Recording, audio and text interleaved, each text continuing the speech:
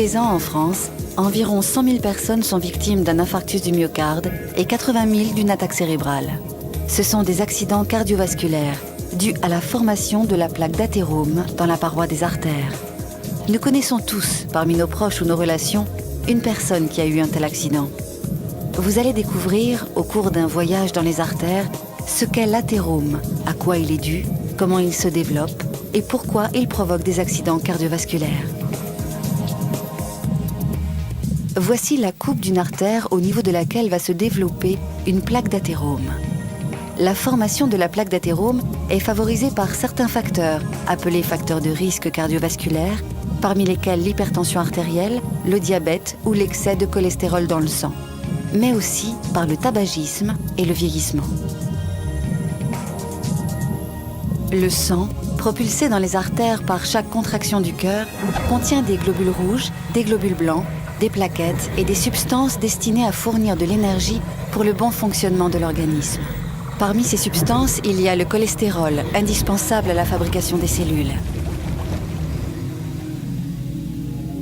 Les molécules de cholestérol sont transportées dans des particules sphériques et libérées au niveau des tissus par le LDL-cholestérol, appelé mauvais cholestérol.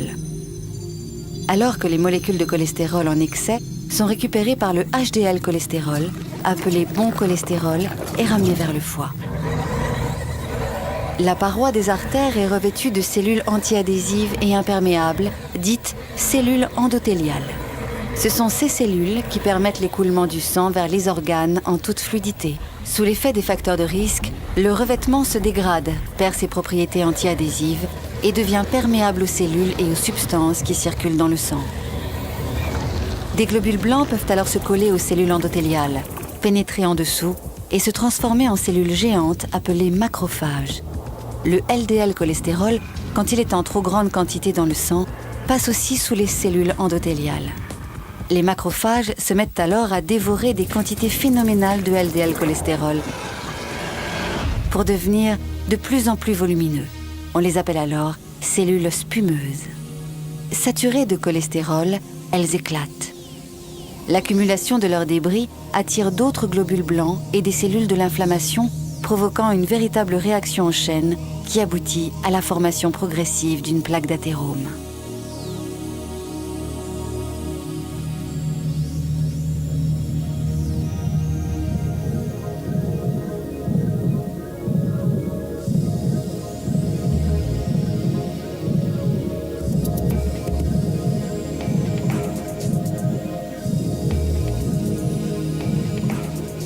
À mesure que la plaque grossit, le calibre intérieur de l'artère diminue.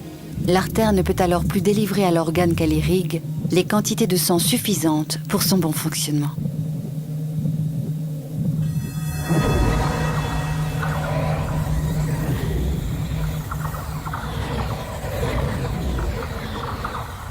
Les plaques d'athérome se situent principalement au niveau des grosses artères. On peut en trouver de toutes les tailles, de la plus petite en début de formation à celle qui bouge presque totalement l'artère. Certaines plaques d'athérome deviennent très fragiles et finissent par se rompre.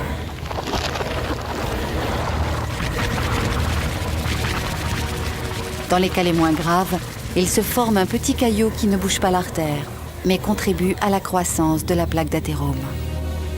Dans d'autres cas, le caillot bouge totalement l'artère. Une partie du cœur n'est plus irriguée, c'est l'infarctus du myocarde.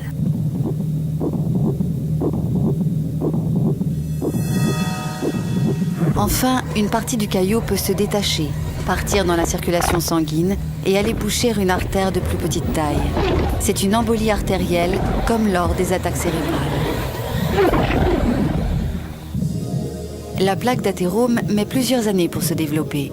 Le moment de sa rupture est imprévisible, mais les conséquences peuvent en être dramatiques, de l'infarctus du myocarde à l'attaque cérébrale.